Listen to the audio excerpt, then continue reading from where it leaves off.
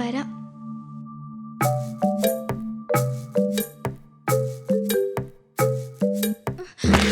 അയ്യോ അമ്മ,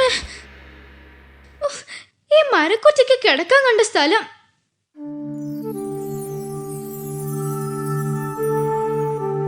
അയ്യോ, എന്താ ഇത്? വെള്ളപ്പട്ടാളം. ഓ, വെളുത്ത ഉറുമ്പായിരിക്കും.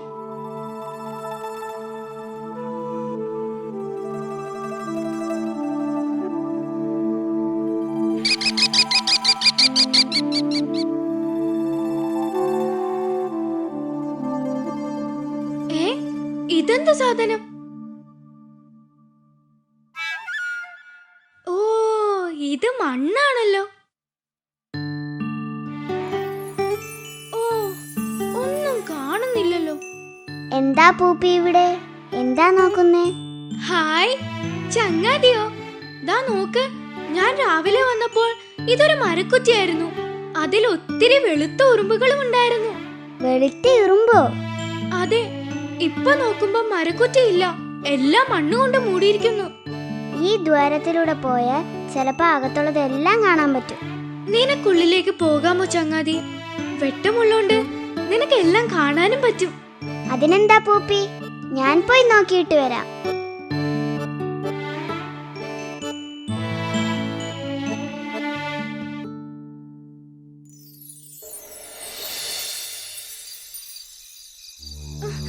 ചങ്ങാതി, ചങ്ങാതി, വേഗം വാ. അയ്യോ, അവൻ എന്താ പറ്റിയത്?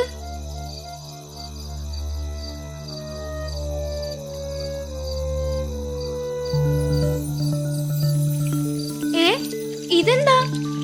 എന്റെ ചങ്ങാതി ഇവരുടെ കൂടെ കൂടിയോ? അയ്യോ, ഇത്രയും പ്രാണികളോ? നിങ്ങൾ എന്റെ ചങ്ങാതിയെ കണ്ടോ? നിൽക്കാൻ, ഒന്ന് നിന്നേ. ഒന്ന് നിക്കണേ. നിങ്ങൾ എന്റെ ചങ്ങാതിയെ കണ്ടോ?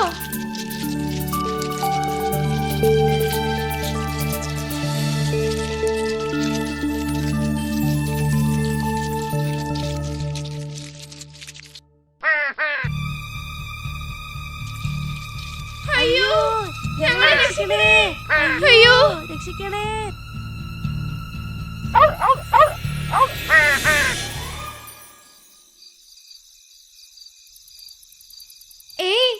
നിങ്ങളൊക്കെ ആരാ? ഞങ്ങൾ ഈയാമ്പാറ്റകളാണ് ചങ്ങാതി. ഞാൻ പൂപ്പി. നിങ്ങൾ എന്തിനാ ആ വലിയ കൂട്ടിൽ നിന്ന് ഇവിടെ പറന്നെത്തിയത്? ഞങ്ങളുടെ ഇണകളെ കണ്ടെത്താൻ വേണ്ടിയാണ് ഇവിടെ എത്തിയത്. ഞാൻ രാവിലെ കണ്ട വെളുത്ത ഉറുമ്പുകൾ നിങ്ങളുടെ കുഞ്ഞുങ്ങളാണോ? അവ ഉറുമ്പുകളല്ല, ചിതലുകളാണ്. പൂപ്പി എങ്ങനെയാ അവരെ കണ്ടത്? രാവിലെ ഞാനൊരു മരക്കുറ്റിൽ തട്ടി വീണു, അപ്പൊ കണ്ടതാ. പിന്നെ വന്ന് നോക്കിയപ്പോ മരക്കുറ്റിയില്ല. അതിന്റെ സ്ഥാനത്ത് വലിയൊരു മൺകൂന. അയ്യോ, അത് മൺകൂനയല്ല, മൺപുറ്റാണ്. അപ്പൊ പൂപ്പിയാണല്ലേ ഞങ്ങളുടെ കൂടൊക്കെ തട്ടിത്തെറിപ്പിച്ചത്? അത് ഓടിയപ്പോ തട്ടി വീണതാ. സാരമില്ല, അതുകൊണ്ട് മരക്കുറ്റിക്ക് മുകളിൽ ഞങ്ങൾ വലിയൊരു പുറ്റുണ്ടാക്കി സ്വസ്ഥമായ ആഹാരം കഴിക്കാലോ. അതിന് മരമാണോ നിങ്ങൾ തിന്നുന്നത്? മരം തന്നെയാണ് പ്രധാനം, പിന്നെ അഴുകിയ ജൈവാംശങ്ങളും. ഇവയെല്ലാം മണ്ണിനോട് ചേർക്കുക എന്നതാണ് ഞങ്ങളുടെ ജോലി. അപ്പോൾ നിങ്ങൾ എല്ലാരും ആ പുറ്റിനുള്ളിലാണോ താമസിക്കുന്നത്? അതേ പൂപ്പി, ആ മൺപുറ്റ് ഞങ്ങളുടെ കൊട്ടാരമാണ്. അതിനുള്ളിൽ രാജാവും രാജ്ഞിയും ജോലിക്കാരും പട്ടാളക്കാരും ഒക്കെ ഉണ്ട്. ഹായ്. റാണിമാരാണ് മുട്ടയിടുന്നത്. മുട്ട വിരിഞ്ഞ് പുറത്തു വരുന്ന കുഞ്ഞുങ്ങളിൽ ചിലർ ജോലിക്കാരാവും, ചിലർ പട്ടാളക്കാരാവും. മറ്റുള്ളവർ രാജകുമാരന്മാരായും രാജകുമാരിമാരായും വളരും. മുട്ടകളെയും മുട്ട വിരിഞ്ഞു വരുന്ന കുഞ്ഞുങ്ങളെയും രാജാവും റാണിയും ചേർന്ന് വളർത്തും. ഓരോരുത്തർക്കും ഓരോ ജോലിയുണ്ട്. ജോലിക്കാരാ കൂടുണ്ടാക്കുന്നത്. മണ്ണ്, ചെളി, ദ്രവിച്ചു കഴിഞ്ഞ തടി, ഉമിനീര് ഇവയൊക്കെ കൊണ്ടാ ഈ മൺപുറ്റുകൾ ഉണ്ടാക്കുന്നത്. പട്ടാളക്കാരാണ് കാവൽക്കാർ. അതിക്രമിച്ചു കടക്കുന്ന ചെറിയ ജീവികളെ അവർ തടഞ്ഞു വെക്കും. രാജകുമാരന്മാരും രാജകുമാരിമാരുമായി വളരുന്ന കുഞ്ഞുങ്ങൾ വലുതാകുമ്പോൾ ചിറക് വയ്ക്കും. എന്നിട്ട് കൂട്ടം കൂട്ടമായി വെളിയിലേക്ക് പറന്ന് ഇണകളെ കണ്ടെത്തും. ഇതുപോലെ. ഇനി നിങ്ങൾ തിരിച്ചു കൊട്ടാരത്തിലേക്ക് പോകുന്നില്ലേ?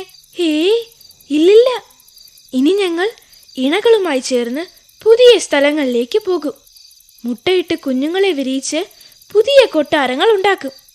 അപ്പോൾ ഞങ്ങൾ പോട്ടെ പൂപ്പി? പോകലേ പോകലേ, എന്റെ ചങ്ങാതി. ഏ, ചങ്ങാതിയോ? അതെ, എന്റെ ചങ്ങാതി മിന്നാമിനുങ്ങ്. നിങ്ങളുടെ കൊട്ടാരത്തിലേക്ക് കേറിപ്പോയതാ അവൻ. ഇതുവരെയും തിരികെ വന്നില്ല. അവനെ കണ്ടോന്ന് ചോദിക്കാനാ ഞാൻ നിങ്ങളുടെ പിന്നാലെ ഓടിയത്. അയ്യോ, ചതിച്ചോ? വാ വേഗം, പട്ടാളക്കാർ അവനെ തടഞ്ഞു വെച്ചിട്ടുണ്ടാവും. അമ്മ റാണിയോട് പറഞ്ഞ് അവനെ മോചിപ്പിക്കണം.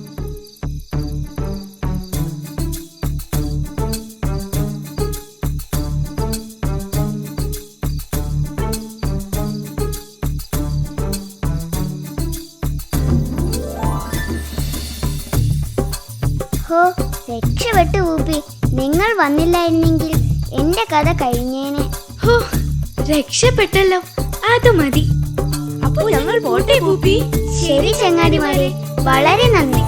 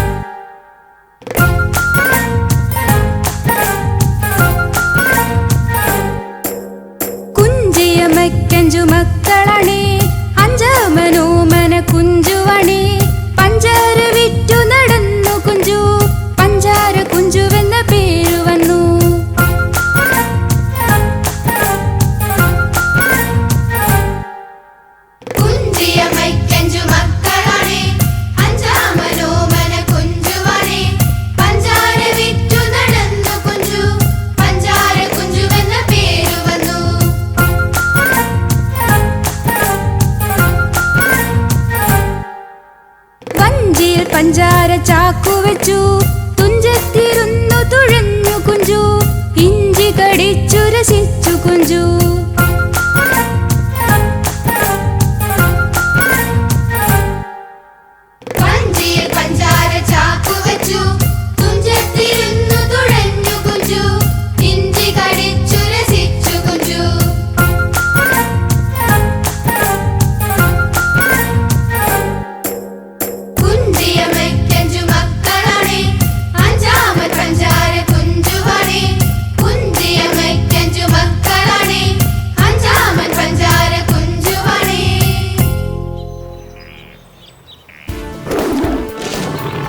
ഒരു കടുവ ദാഹിച്ചു വലഞ്ഞ് കാട്ടിലൂടെ നടക്കുകയായിരുന്നു. എടോ വാനര, കുറച്ചു വെള്ളം കുടിക്കാൻ എന്താണ് വഴി? വഴിയുണ്ടല്ലോ. അവിടെ ആ പാറയ്ക്കടുത്ത് ഒരു ചെറിയ കുളമുണ്ട്.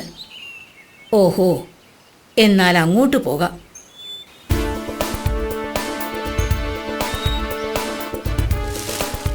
ഹായ്, നല്ല തെളിഞ്ഞ വെള്ളം.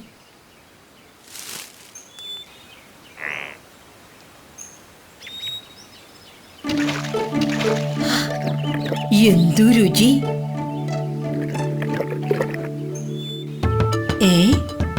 പന്നിയോ? വെള്ളം കുടിക്കാൻ വന്നതാവും.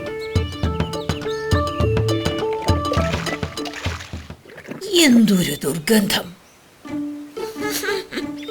ഈ പന്നിയെയാണല്ലോ. ഓ, എന്തൊരാർത്തി! എന്തൊരു നാറ്റം!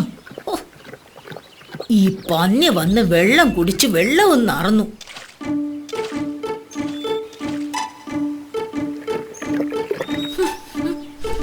അയ്യോ, ഇനി ഈ വെള്ളം കുടിക്കാൻ കൊള്ളില്ല. ഈ നാറ്റം സഹിച്ച് ഇവിടെ നിൽക്കാൻ എനിക്ക് വയ്യ. ഓ, ഈ കടുവ എന്നെ കണ്ട് പേടിച്ചു പോയെന്ന് തോന്നുന്നു.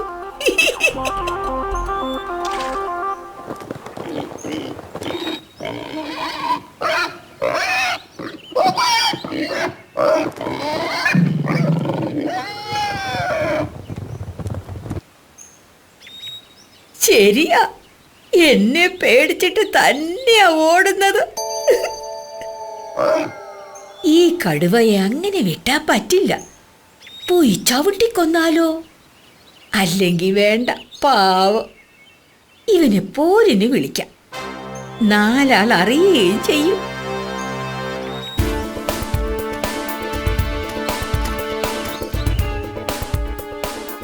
ഓ, ഇന്നാരെയാണാവോ ഞാൻ കണി കണ്ടത്. കഷ്ടം തന്നെ. ഓ, ഇത്രയും ദുർഗന്ധമുള്ള ഒരു മൃഗത്തെ ഞാൻ ഇതുവരെ കണ്ടിട്ടില്ല.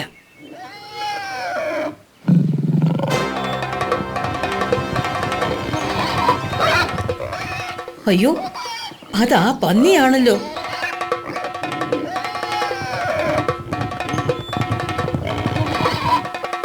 നിൽക്കവിടെ. നീ എവിടെയാ പേടിച്ചോടുന്നത്? ധൈര്യമുണ്ടെങ്കിൽ എന്നോട് പോരിന് വാ.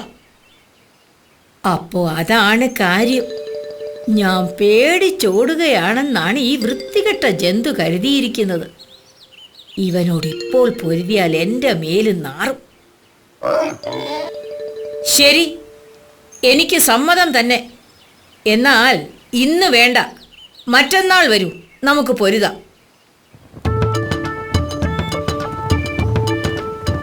വീട്ടിലേക്ക് ഓടുന്ന വഴിയിൽ കണ്ണിൽ കണ്ട മൃഗങ്ങളോടെല്ലാം കടുവയെ പോരിന് വിളിച്ച കഥ അവൻ പറഞ്ഞു.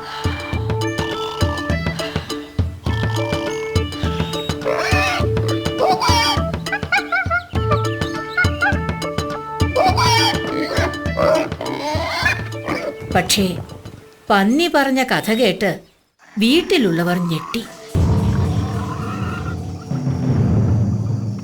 പമ്പര വിട്ടി, നിന്റെ നാറ്റം സഹിക്കാതെ ആവണം കടുവ ഓടിയത്, അല്ലാതെ നിന്നെ പേടിച്ചിട്ടല്ല. അയ്യോ അമ്മേ, അച്ഛാ, അപ്പൂപ്പ, ഞാനിനി എന്താ ചെയ്യേണ്ടത്? കടുവ എന്നെ തിന്നും.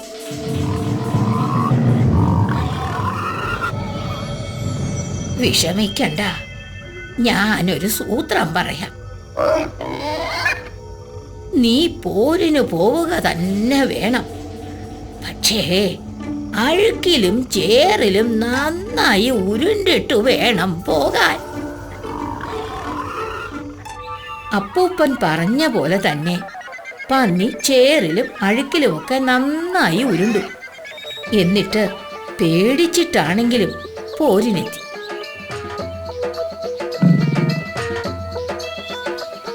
അതാ വരുന്നുണ്ട് അഹങ്കാരി. ഒറ്റ കുതിപ്പിന് അവന്റെ കഥ കഴിക്കണം. ഏതായാലും കടുവ എന്നെ കൊല്ലും. പതിയെ ചെല്ല, അത്രയും നേരം കൂടി ജീവിക്കാമല്ലോ.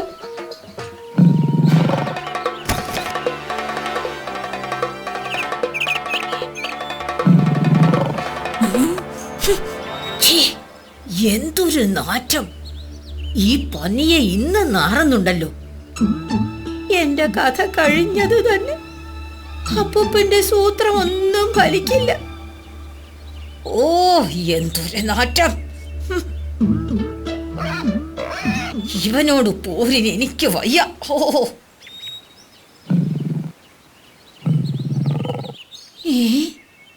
എന്റെ ഊഹം ശരി തന്നെ.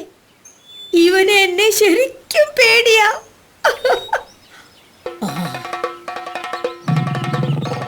വാ ഇവിടെ, നമുക്ക് പോര് തുടങ്ങാം. വേണ്ട വേണ്ട, എനിക്ക് ഈ നാറ്റം സഹിക്കാൻ വയ്യ. പോരിനി മറ്റൊരിക്കലാവാം.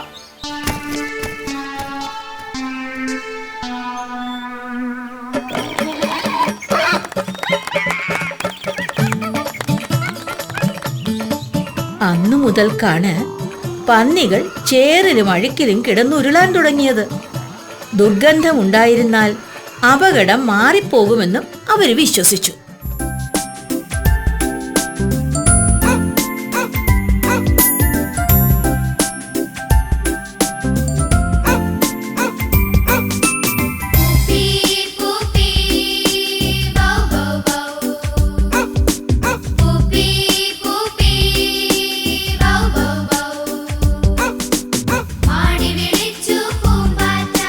കൂട്ടുകൂടാൻ പോരാമോ, കളിയാടിടാൻ പോരാമോ.